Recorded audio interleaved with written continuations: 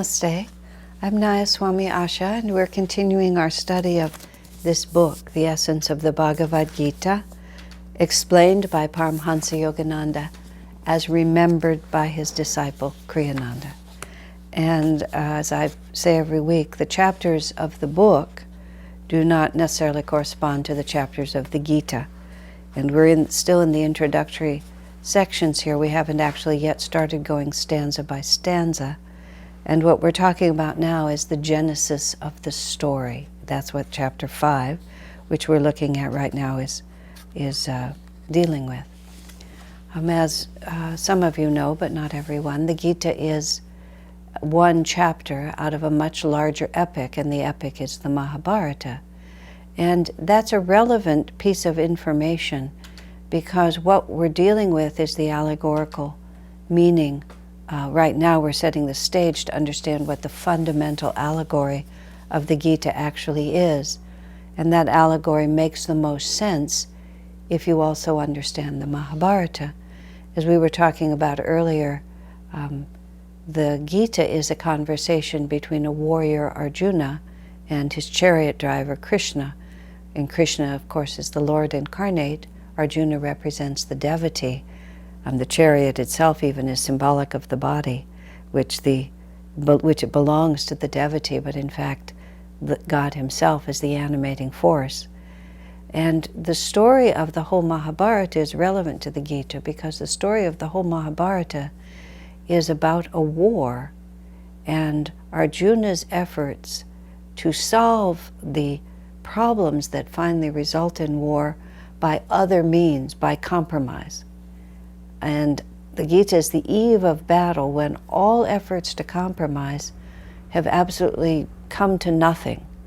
And the only alternative is to stand up and fight and actually to destroy the other side, which, as it happens in this case, is Arjuna's own cousins. And so what we're now talking about is the allegory of why it's a war and who the main opponents are and what they represent, because the battle that we're fighting, the field of Kurukshetra, even though, as I've said, is an historical place that you can actually go visit and walk around, the symbol of it is the internal conflict that every devotee faces. And what Vyasa is teaching us in the Gita, Krishna is teaching us in the Gita, and Veda Vyasa taught us through the whole Mahabharata, is how to understand what that war is about inside ourselves. So, one of the main characters in the Gita, of course, is Krishna himself. Krishna is one of the best-known spiritual figures on the planet, and especially revered in India. And Swamiji starts by talking about the fact that many of the stories about Krishna are in themselves also symbolic. And he gives us the example of his mother Yashoda, his foster mother Yashoda, when Krishna was a baby boy and was so mischievous and she couldn't get any of her work done. So she tries to tie him to the bedpost so that he'll be out of her way so that mother can get her work done. And the story is told, and often the storyteller can embellish this in ways that are perfectly delightful, of how, no matter how long the string is, she finds it just a little bit short.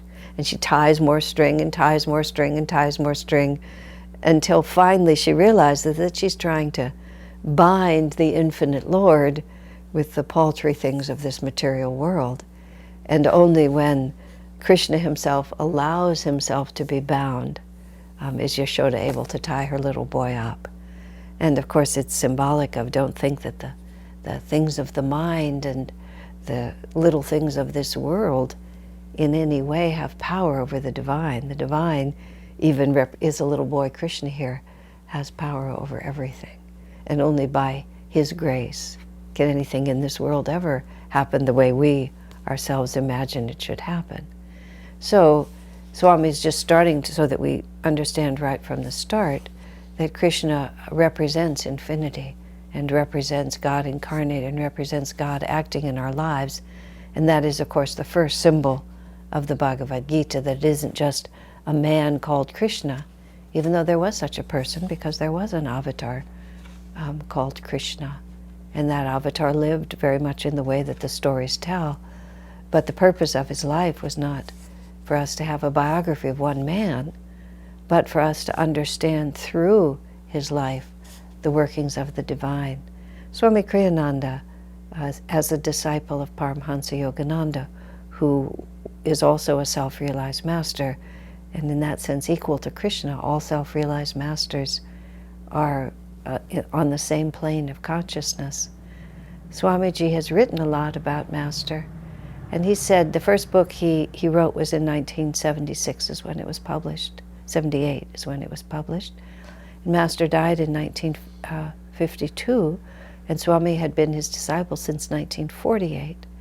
But it took Swamiji, he felt, all that time of meditating on the incidents of Master's life in order to see behind those apparent human experiences and human expressions what divine qualities and what divine messages and lessons were really being expressed through that life. Swamiji said nothing happened in Master's life without a reason. And in meditating on him for years and years and decades, even to the end of his life, Swamiji said he would find nuances of meaning in a word, in a glance, in a tiny interaction that at first he didn't know what it meant at all. So, of course, in the life of Krishna and all the great ones, Master said about, we have Yogananda speaking about it, Master said that no one crossed his path without there being a divine reason for it. Isn't that amazing when you think about it? Because he traveled extensively through the United States, spoke to thousands of people, walked down the streets of many different cities. He said no one crossed his path without there being a reason.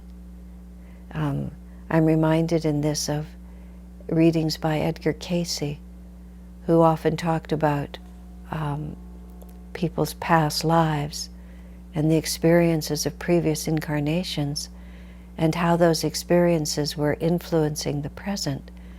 And in many cases, Edgar Cayce would remark to someone in relatively modern times that they had had an experience of Jesus, and that experience of being on the streets of Jerusalem had been the guiding factor for all these 2,000 years since.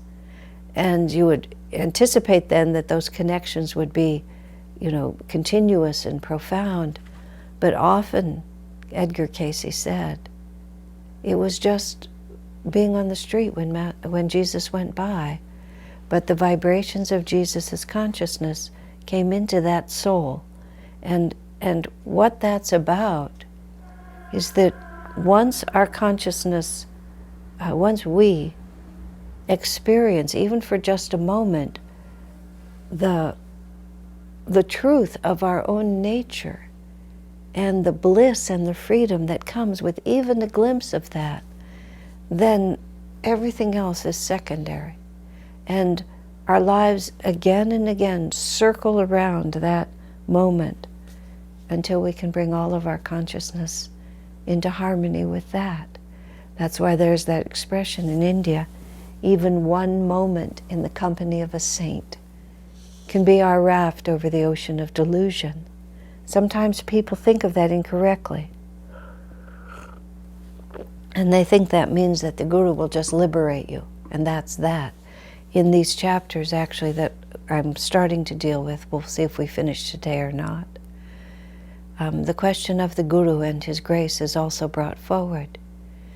But Swamiji emphasizes, as does the Gita, that we can't be passive in the face of that grace. That one of the things that the Gita offers us is how to cooperate with that grace. And that's why in those stories that Edgar Cayce brought forward, the touch was given, but it has taken the devotee centuries and centuries to bring his own energy in alignment with where that touch could take him. And that, of course, is the whole story of the Bhagavad Gita, brought to us by the Mahabharata, that we have these two warring forces, and they represent the battle that goes on inside of us. So we have Krishna on the side of the Pandavas, and the Pandavas are the force of righteousness here. And as I've mentioned earlier, we have 5 Pandava brothers. And what the Pandavas represent are the 5 chakras, from the throat chakra to the base of the spine. And all 5 of those brothers working together is what enables us to win the war. And the soldiers on the other side, the Kauravas, represent our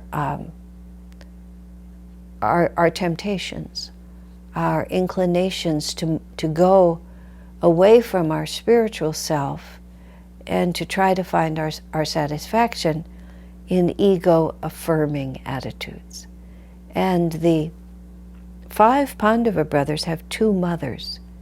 And Swamiji explains this, that, and they say it exactly, that the mother, the father of all the 5 brothers is the same, and he is Pandu, and what he represents is the discriminating intelligence. And so it's the capacity to discriminate between that which is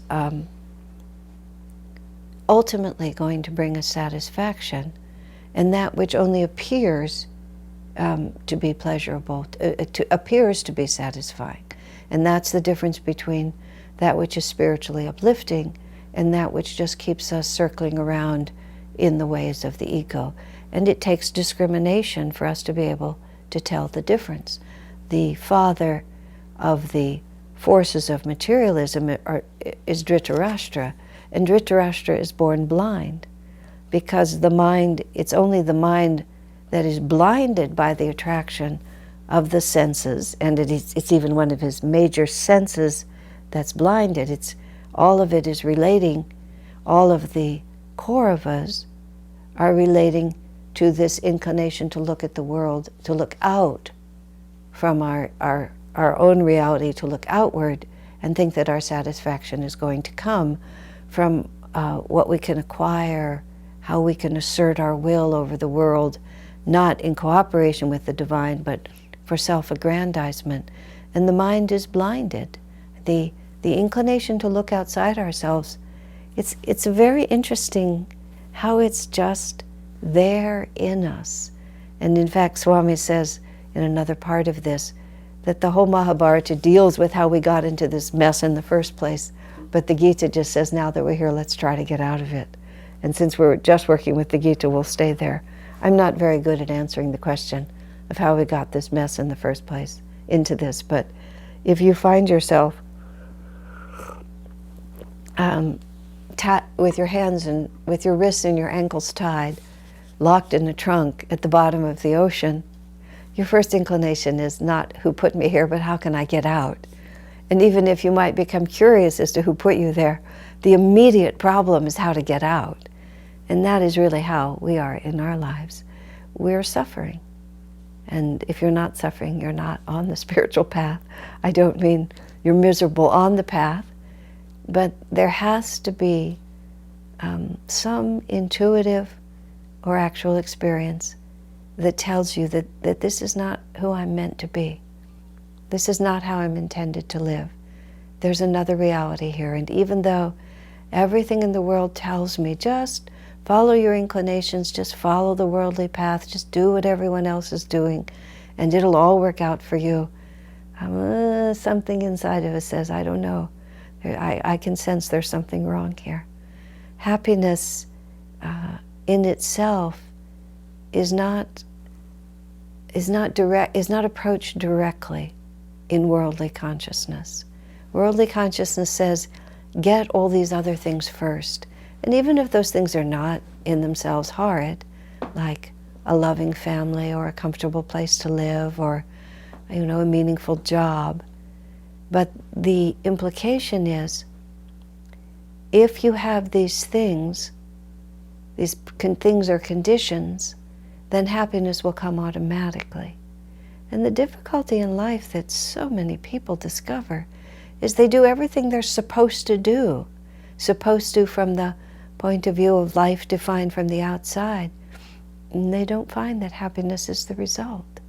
In fact, often there's an even deeper unhappiness because all the supposed conditions required for happiness have been met, and happiness itself is not there.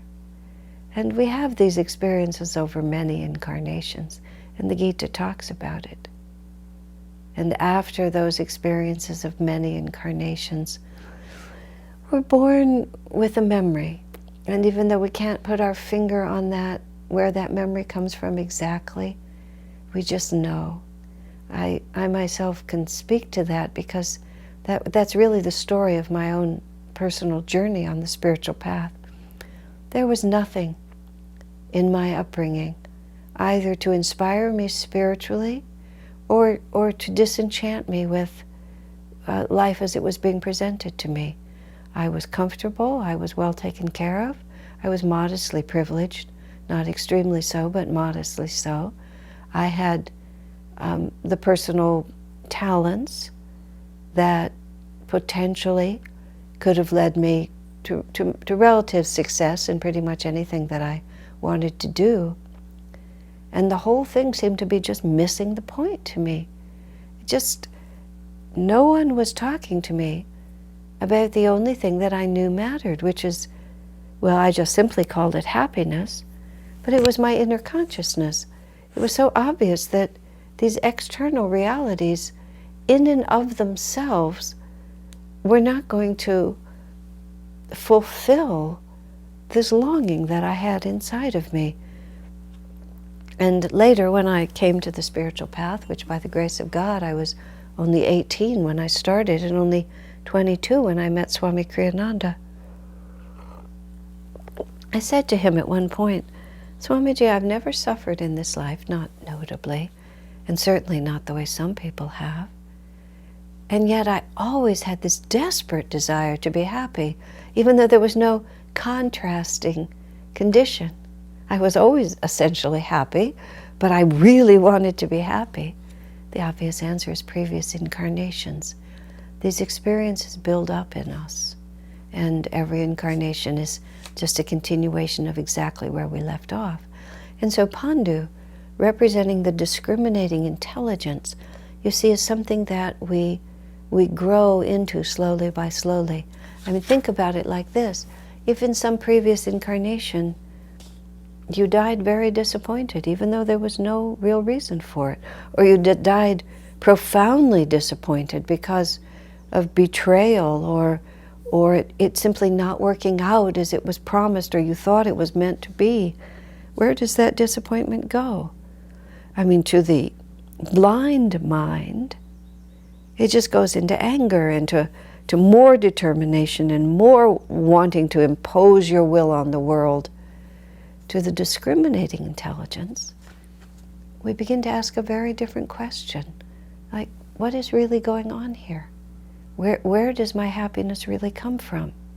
What is it that I really need?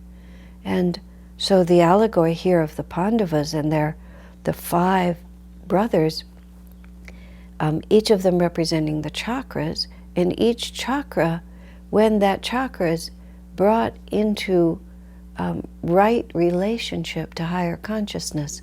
The way we think about the chakras is each chakra represents something, well, if we think of them in terms of the elements, earth, water, air, fire, air, ether, Master called it the all-pervasive stuff of the universe of creation, and super ether here. All those elements are necessary for a balanced life. I gave a few months ago a class on the chakras, and we talked about just exactly that point. If you're interested in exploring it, that's a simple way to do it. You can find that online.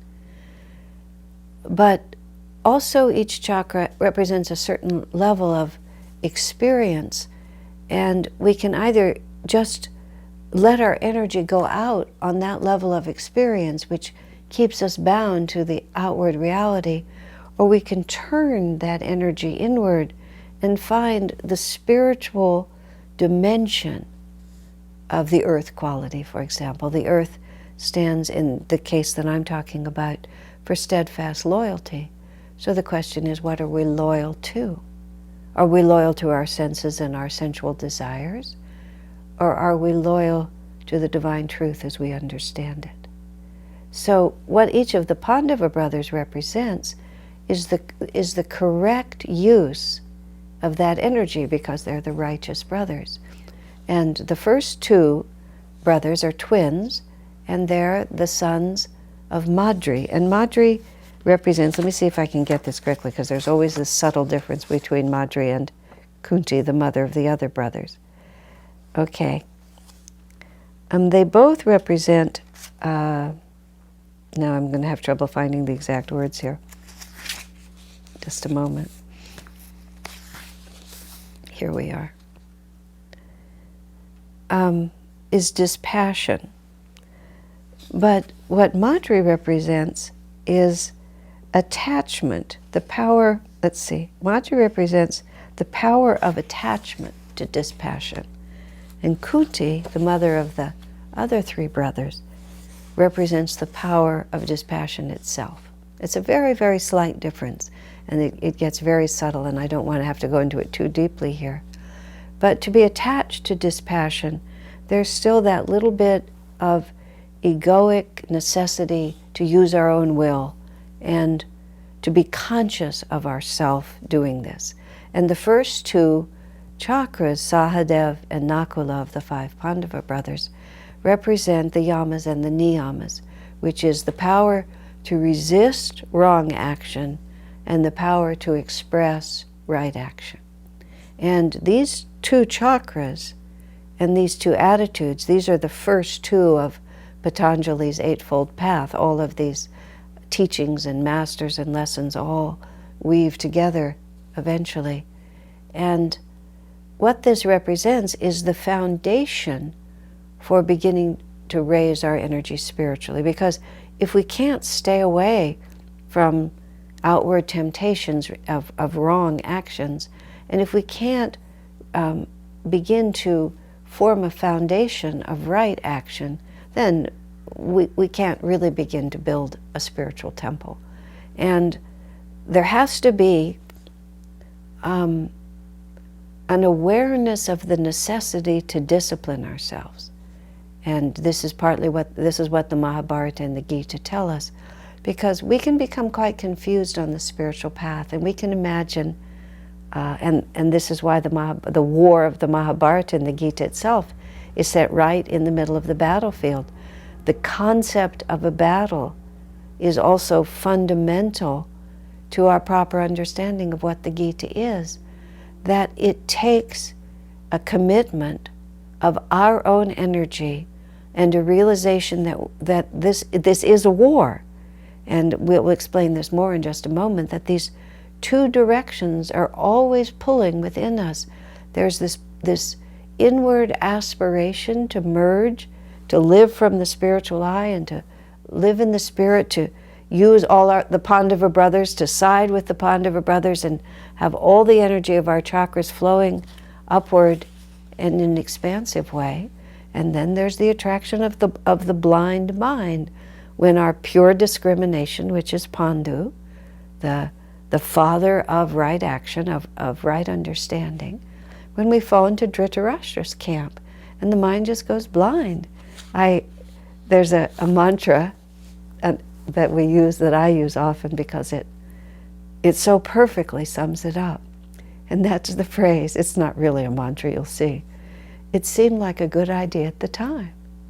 I mean, we make some of the most foolish decisions, but we don't make them knowingly. The pure discrimination of the mind is lost, and the mind is blinded, and we do something that looks like it's in our best interests. I mean, these can be small things like eating the whole quart of ice cream, like oversleeping and not doing our meditation that day, like deciding I'm too tired to energize, which is really oxymoronic, because if you're too tired, what you need to do is energize. And it just seemed like a good idea at the time. And then our pure discrimination says, and I was going to say, or sometimes it's huge decisions, like refusing to follow, falling away from a spiritual path that could really help you, choosing a life partner whose inclinations are not spiritually uplifting to you. There are things we can do that can mess up many years of an incarnation, not just give us a tummy ache for a few hours. The mind goes blind and things happen. And when the mind goes blind too often, that's what I was saying a few moments ago, then this determination, this attachment to the right way of being begins to develop. And that's the first two of the Pandavas. And then the next three of the Pandavas who are come after, they are the superior forces. They're actually born in the reverse sequence. The Yudhishthira is the oldest, Bhima is the second, Arjuna is the third, Nakula is the fourth, and Sahadev is the last. We descend into our entrapment in this world. Spirit descends in this way. But then we have to work our way backwards. We have to work our way out the way we got in.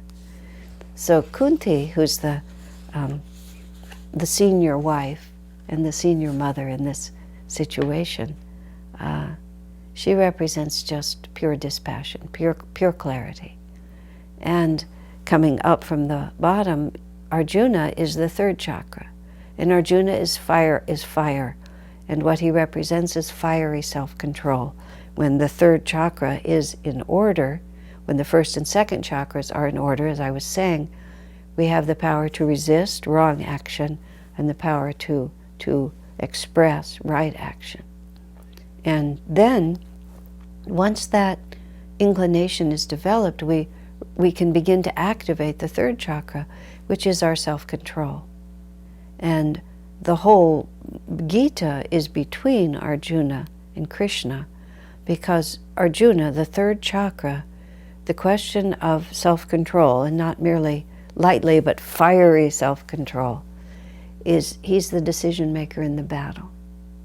Because the third chakra, the use of our own willpower, determines whether our energy rises up toward the spirit, which goes through the heart, which is Bhima, and up to the throat, which is Yudhishthira, whether Arjuna is going to cooperate with those higher elements, or whether if he lays down his weapons, then everything will collapse back into the lower chakras, and Nakula and Sahadev will be lost too.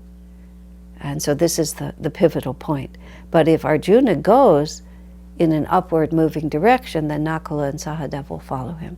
They're his younger brothers, they'll go where he goes, which means that the first and second chakra will cooperate. And that ability to resist temptation and to express right actions will continue to flow as long as our self-control is engaged. So when we get into the actual story of the Gita, it's very alarming because Arjuna is losing interest, and he's thinking that this whole battle is not worth it. And of course, that's what we do sometimes. We just begin to wonder whether the whole battle is worth it or not. And Arjuna's weapon of choice and his power is as an archer. And it's with his archery that he wins. And the bow and the arrow represent the power of meditation. When the bow is curved and the front of the body, when you're meditating and you're sitting upright with the heart raised, it's the heart that you bring forward and upward. It's not the shoulders, but it's the heart that you open. And that represents the arched bow. And then you string it, and you string it with a straight spine.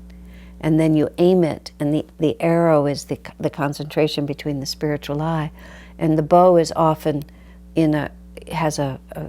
is two curves put together, which look vaguely like the eyebrows. And then when you anchor the arrow right here at the point between the eyebrows. And the arrow is the concentration of meditation. And so Arjuna strings his bow, and he twangs his bowstring, and he puts his arrow in place, and that's the fiery self-control setting itself up to go straight into the spiritual eye. That's what we're doing there. So when Arjuna unstrings his bow and puts the arrows back in his quiver and says, and slumps, he slumps in the chariot, which is that he bends his spine. And he says, I don't want to do this. And Krishna becomes quite alarmed because all of the chakras are going to go down if Arjuna goes down. And if Arjuna remains strong, then the battle will be won. So that's the symbol we have here, and Arjuna being the main character, he's the most important one.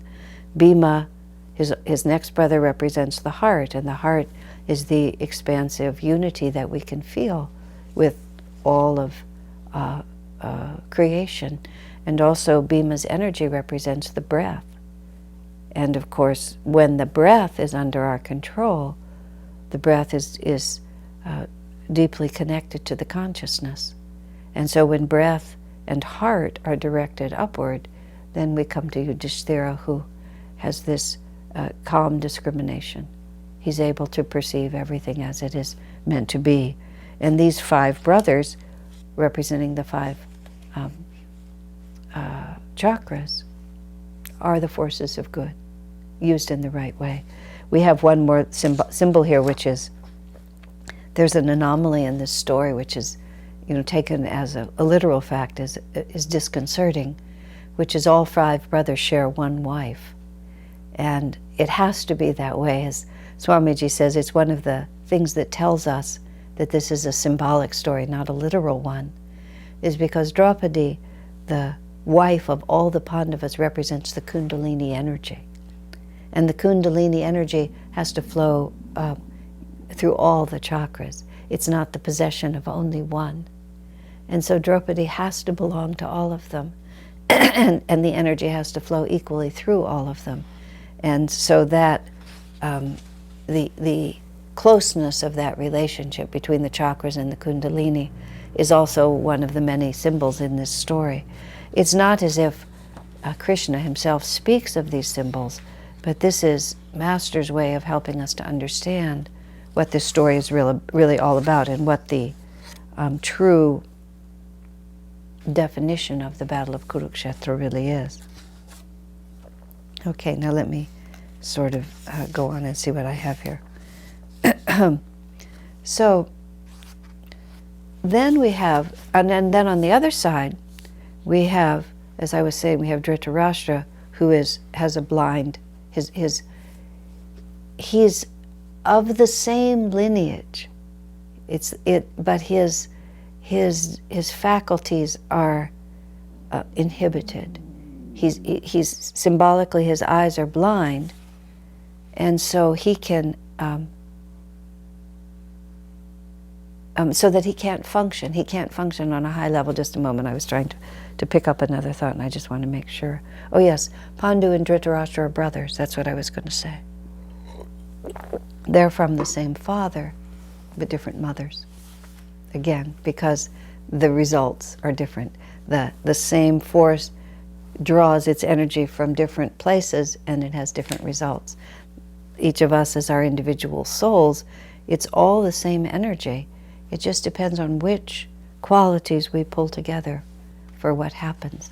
And so Dhritarashtra's main son is Duryodhana, whom Yogananda colorfully calls King Material Desire. That's how he describes him.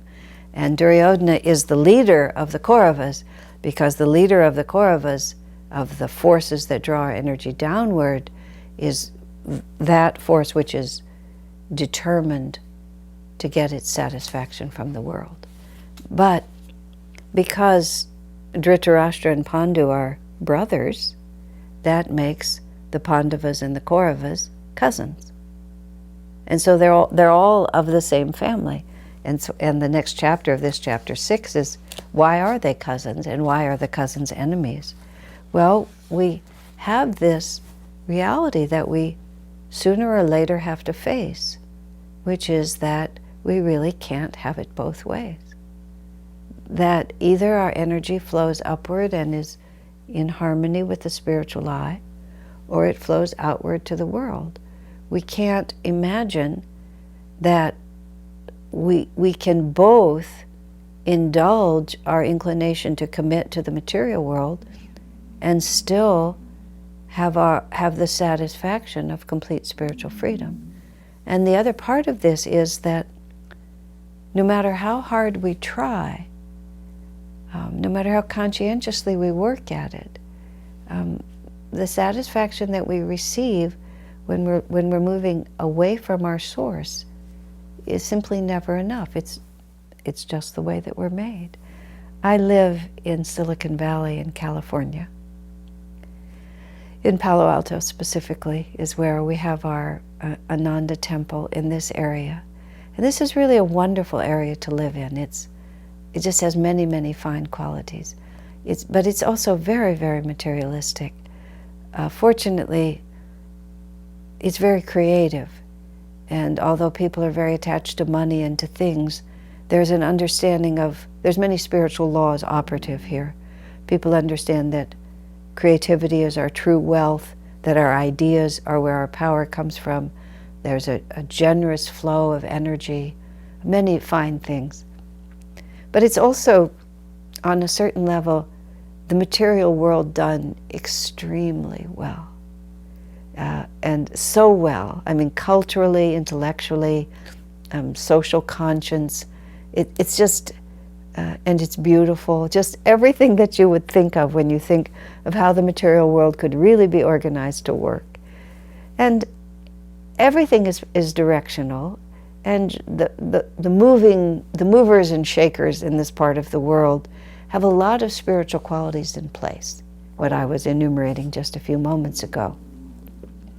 But there collectively has not yet been this shift to realize what they're really looking for, which is divine consciousness. So I joke that Palo Alto is intelligent, cultured, creative, energetic people's last desperate effort to see if we do it just right, if the material plane can't give us complete satisfaction. In other words, just throwing their energy behind Duryodhana, really, and really fighting hard for his reality to see if we can't just make it win this time. And see what happens in the Mahabharata story here, and that's the whole longer story, is that Duryodhana manages to wrest control of the kingdom, and he gets it away from Yudhishthira. And there's a time where spiritual energy just thinks we can work together. But Duryodhana just remains endlessly greedy, and he endlessly wants to take the whole possession. And I was talking about this earlier, but the citizens suffer.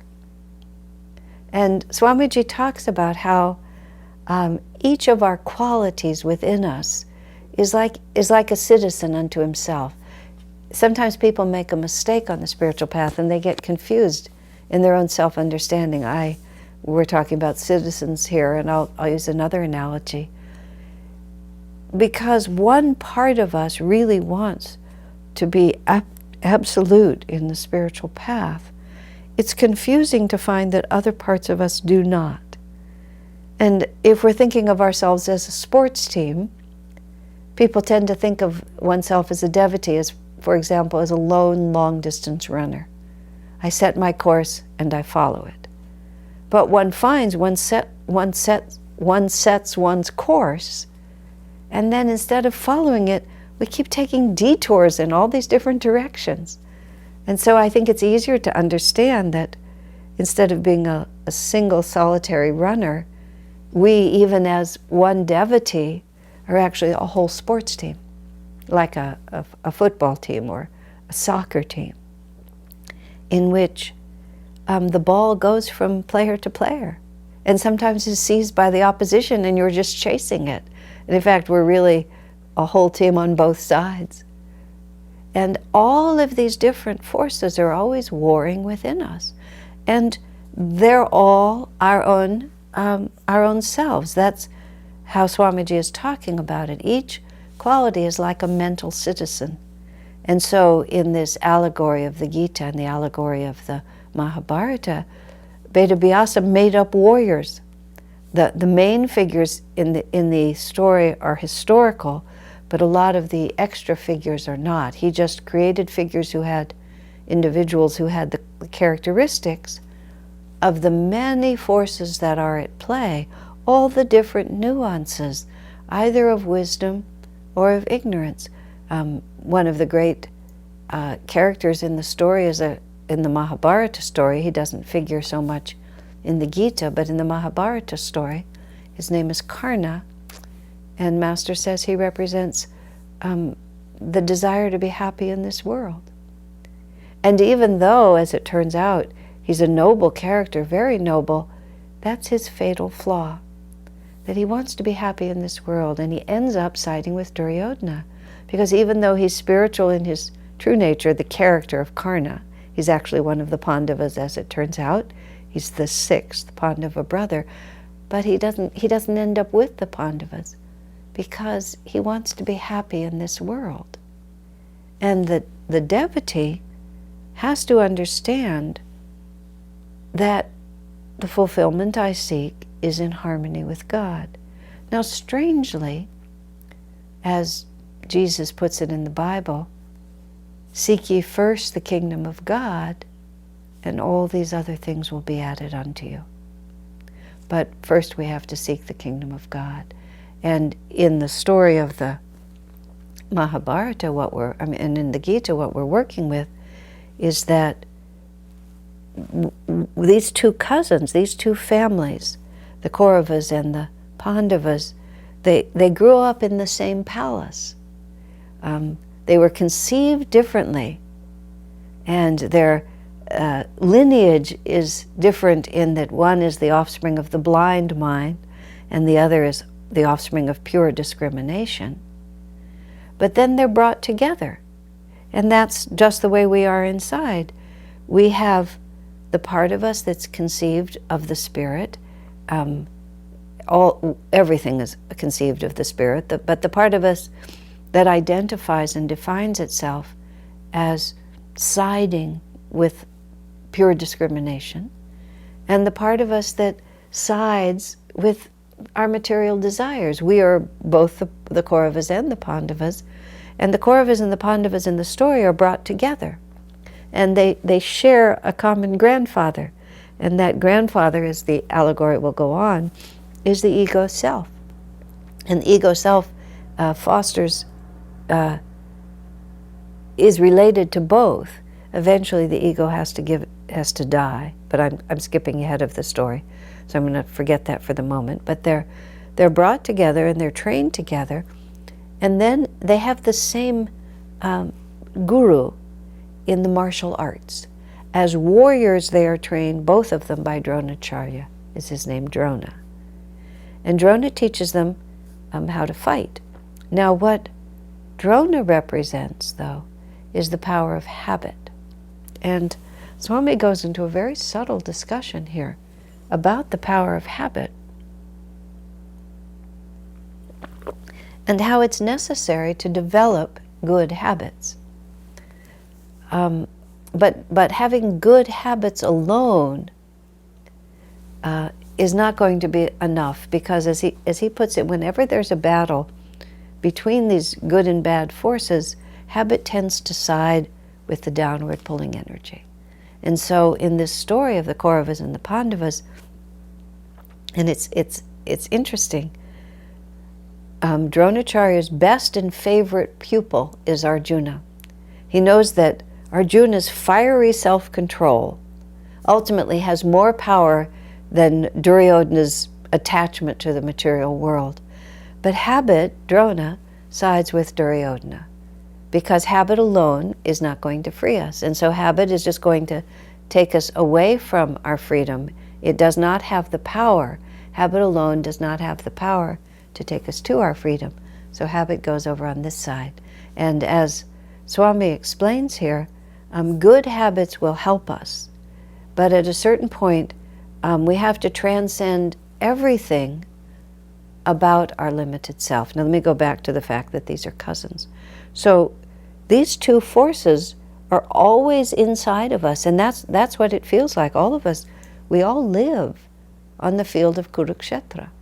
We all live in this fight and between where we're trying to go and the temptation not to follow that path. And let me just think for a minute. And the necessity to constantly renew our determination. There's a quality about the Bhagavad Gita that I've always found very comforting. You know, everybody works with their mental citizens in their own way, and that's a very important part of what we learn from realizing that all of these qualities are our own nature.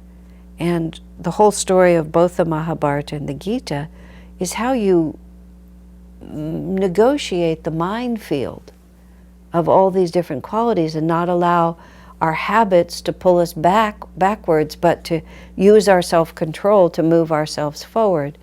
And I am inspired by the challenge of the spiritual path, but I'm also comforted when I realize that the difficulties that we continually face are the natural, inevitable difficulties of the spiritual path, that there's nothing wrong with us merely because we also have the Kauravas inside of us as well as the Pandavas. And that's one of the things that the Gita is attempting to free us from, is unnecessary anxiety about the way things are. I remember when I first heard about the spiritual path and about meditation, I just thought it would be a matter of just a couple of years, 5 at the most, before this would just be done, just like that. You know, I just meditate and that would be that, and I would be free. I just didn't have any idea who was living inside of me. I had no idea how fiercely the Kauravas, led by Drona, led by the habitual belief, the subconscious inclination, the incarnation's old misunderstanding that this really would be a good idea to turn away from your spiritual life. I didn't know how powerful that force was. And that's why even in the story of the Mahabharata, the war lasts 18 days, and even though by the time you're reading it, you know who won, and you do know that at the end of the story, Krishna will prevail, it's a hard-fought battle. And many times, the outcome is a little bit in doubt. And in fact, what finally saves the battle, repeatedly saves the battle, is the intervention of the Guru, which is Krishna. And Swamiji also writes in these early chapters about how it's the power of the Guru finally that really transforms us. And he uses as an example the concept of a magnetized piece of metal. And what makes an ordinary piece of metal into a magnet, into a bar magnet, is that all of the molecules are aligned. And he said you can turn an ordinary piece of metal into a magnet by sending a powerful force through it that will pull all of the molecules into alignment. And the way this applies to the battle of Kurukshetra that we're always fighting is that what really pulls the Pandavas into alignment is their relationship with Krishna. And it's because they have this constant understanding of Krishna, and Krishna's driving the chariot of Arjuna. He's not actually carrying a weapon, but he's present in the Pandavas' camp. And in all questions, they turn toward Krishna.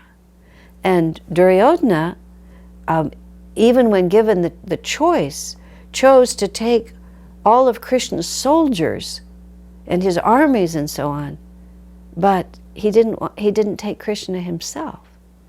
And Krishna himself is where the power is, because the power of the Guru's consciousness just pulls us into alignment. And this is what I was saying at the beginning when I was talking about Edgar Cayce, and his fascinating readings of people, that just being in the company of Jesus for just even for a moment just pulled them in a certain direction. And no matter how far they would try to go away from that, it has more power even than material desire. And so what the Bhagavad Gita explains to us, as Swamiji says here, it describes for us right outward action. It tells us how to develop good habits. It tells us what good habits are and how to resist temptation and how to express right action. That's Nakul and Sahadev. And that, as I was saying earlier, is the foundation. But the Gita goes beyond the first two chakras. The Gita goes all the way up to divine realization. And as earlier when I was talking about the Gita, what it does for us, you see, is it gives us instruction on every level. And that's how the Guru works with us, which is so astonishing when you think about it. In other contexts, I've talked about this fact. A Guru, a self-realized master, is not a special creation. But a self-realized master is exactly what that says. That master has gone through all the stages that all souls have to go through and completely won the battle. It's the self-realized master has been on the field of Kurukshetra and has slain every Kaurava and has turned all the energy of the chakras upward into attunement with the spiritual eye, and then has come back to help pull the rest of us through this reality.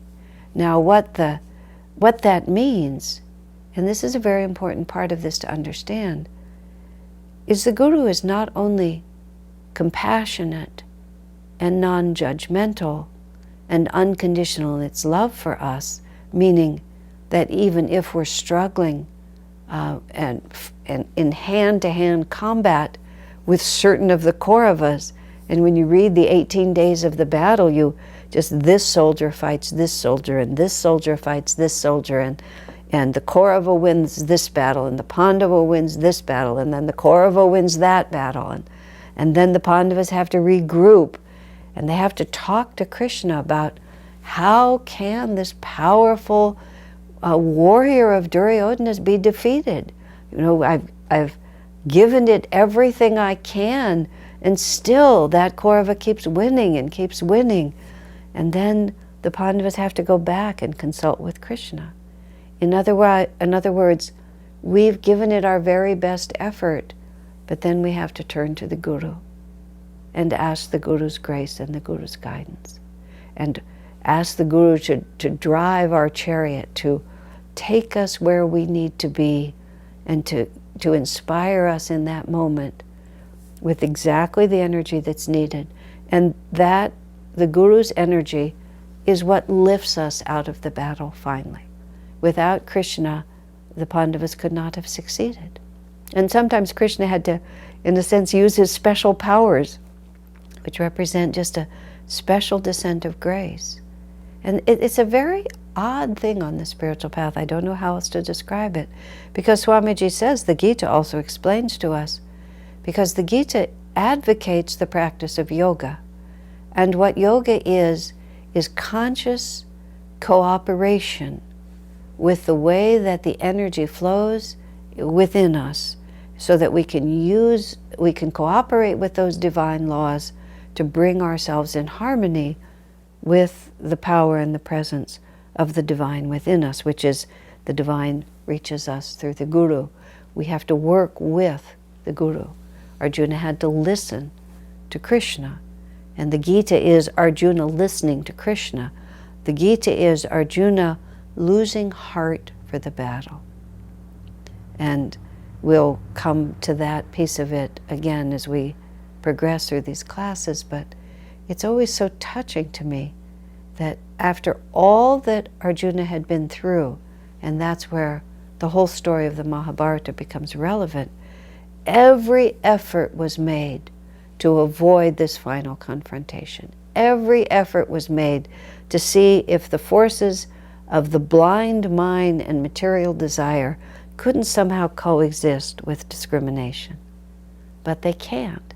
Sooner or later, discrimination has to see what the blind mind, that the error of what the blind mind is saying, has to see the error of seeking, hoping to be happy in this world, and has to string the bow and hold the arrow and go for the last and final reality. But even on the eve of battle, Arjuna loses heart for a moment. And what I was saying, and then Krishna explains to Arjuna again why there really is no choice. And because of Guru's grace infusing Arjuna, he becomes strong again. And what I was saying about the Master, not only sympathizing, but actually having lived through what we're living through, is it gives the disciple this enormous confidence. Confidence in the wisdom of the Guru, in the grace of the Guru, and confidence in our own ability to succeed. The Master now appears to be a creature completely apart, but he became so by persevering on the very path that we're walking. And even a great warrior like Arjuna had to stop and reconnect with the Guru's power and listen carefully and understand again and bring himself into alignment once more and then move forward. Arjuna, you see, had all the good habits in the world. He was Drona's best archer. He could win any contest that there was to win by his own power. He had that power deeply within him and he was ready. But he needed the grace of the Guru in order to be able to use everything that he had learned. Otherwise it would not have been possible for him. We have received a question, and I'll just take these last few minutes to answer that question. Is the energy flow we are learning to cooperate with independent of the ego? No, there is nothing. The energy flow we're cooperating with is the energy flow of all creation. So nothing is independent of the ego. And in fact, Bhishma, you see, which we haven't really talked about ego yet because it comes later. Bhishma is the grandfather of both sides. He's the grandsire of both sides. The ego eventually has to give way to the power of God, but the ego is not your enemy. Your ego is your grandfather in this story, because the ego itself gives us the self-awareness to be able to tell where our happiness comes from, to reflect upon our life condition, and then to begin to set us on the right course. Eventually, and this is the allegory of the Mahabharata, which will come in later, the ego is slayed by Arjuna, and only Arjuna can kill Bhishma. Arjuna is the one who has to kill him, and Bhishma opens himself to be killed by Arjuna. That fiery self-control finally can eliminate the ego, but then the ego chooses its moment of death, and that's the story of Bhishma. So it all comes together. The ego isn't a reality of its own. The only reality there is the jiva, is the soul. But when the infinite, the spark of infinity, which is the jiva, identifies with the limited, that's what ego is that false identification. So as soon as the spirit becomes strong enough to identify with the infinite, then the ego ceases to exist. It dissolves because wisdom has overtaken it. So many people think of ego as enemy, and it isn't really. Ego is an integral part of who we are. Animals can't progress as human beings do because they lack the sophisticated ego development that allows them to reflect upon their circumstances and then actively engage the will to shift them. Now that is a summary of something that I don't have time to go into completely here at this point. And the whole question of ego will be discussed enormously as we go through the Gita. But no, the ego is a friend and a foe, but we learn to work with it to make it our ally in this quest for self-realization. God bless you.